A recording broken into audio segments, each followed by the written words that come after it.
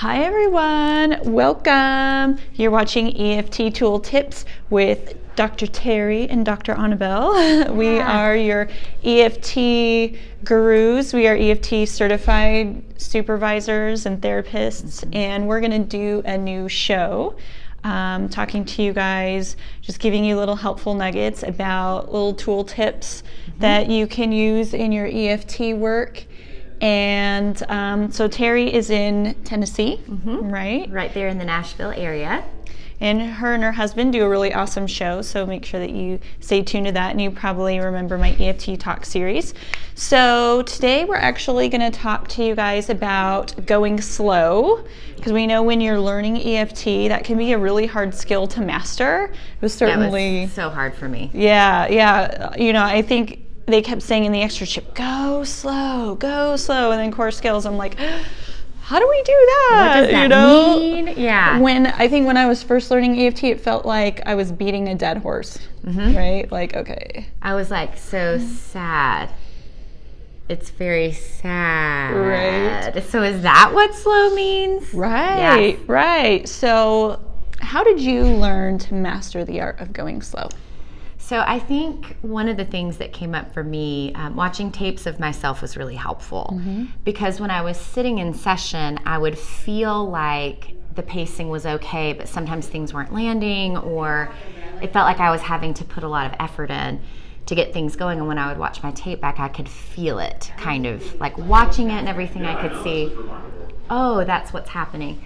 So what would happen instead then is then I could go back into the room and be a little bit more curious. So what I realized is, for me, when I start to get a little bit ahead of my clients, or even picking up the pace a little bit, and it's not about like matching anger or something, for me what's usually happening is I've got like an agenda. I've got something in my head and I'm like, no, I'm supposed to be tracking a cycle, so I've got this task that I'm trying to work on. And when I was focused on task, sometimes I would miss a tune, go a bit fast, try just to get to the end goal. It's like you get kind of caught up in in what was happening and get swept away, and then it's hard to stay slow and stay grounded. And like just to stay with, because I would get anxious, like, oh, am I doing my job if I'm not trying to get this task completed? Well, I don't know if you're, and sorry guys, we were at an EFT training, so we got EFTers walking by, so sorry for the disruption, but you know, if you're anything like me, my personality, I say I'm recovering from GAD, you know, so I've always been really anxious, and I've always tended to speak really fast. And it was also reinforced to me growing up because I was in marching band. Okay, don't laugh.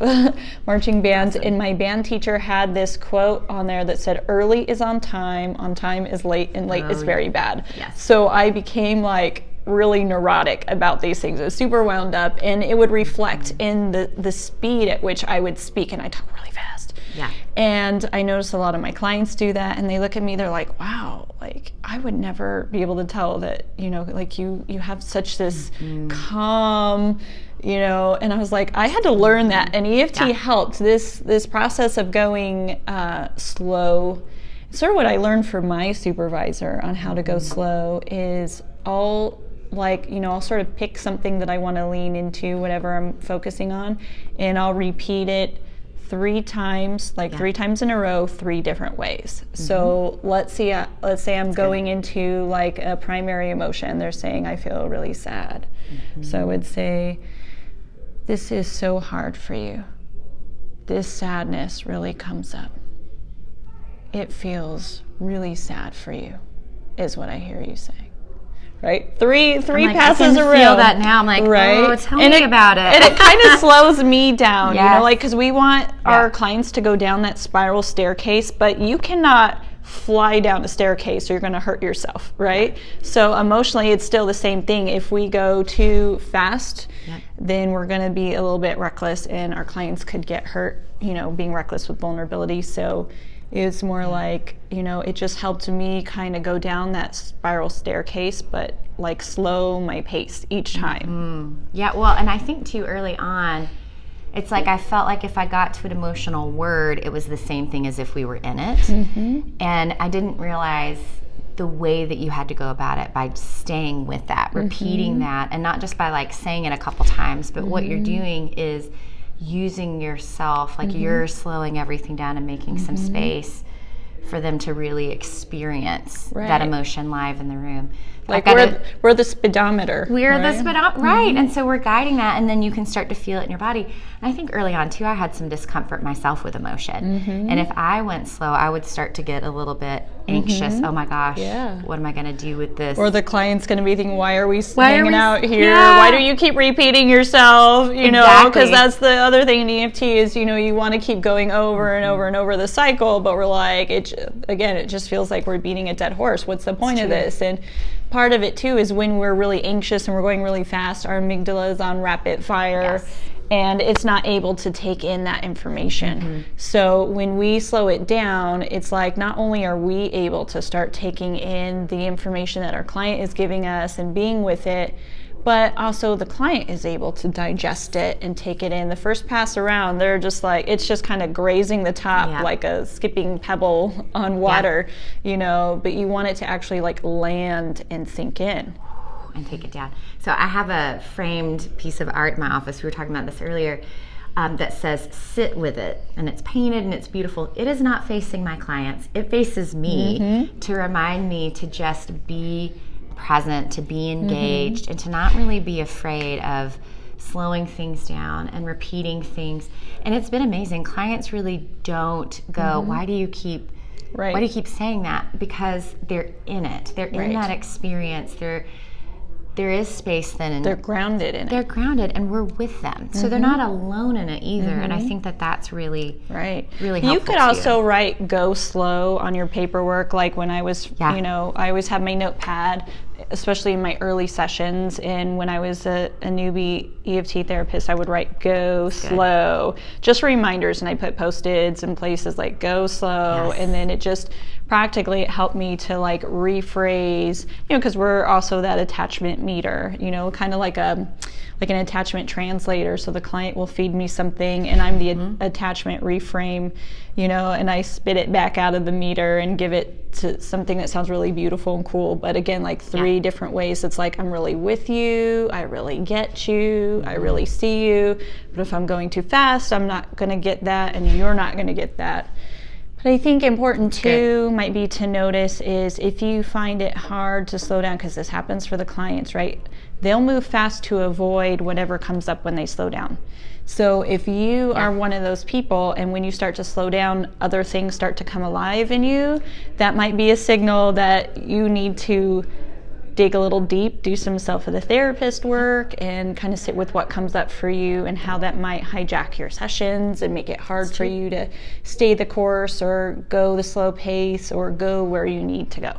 It helps me a lot to keep my balance, to know that that's normal. Like I had to learn to say to myself, this is a good thing. When I start to feel my body start to respond because my clients' bodies are responding, that's good. Emotions in the body. And so going slow enough, really listening, not just listening for an emotional word like blah, blah, blah. Oh, they said sad, go.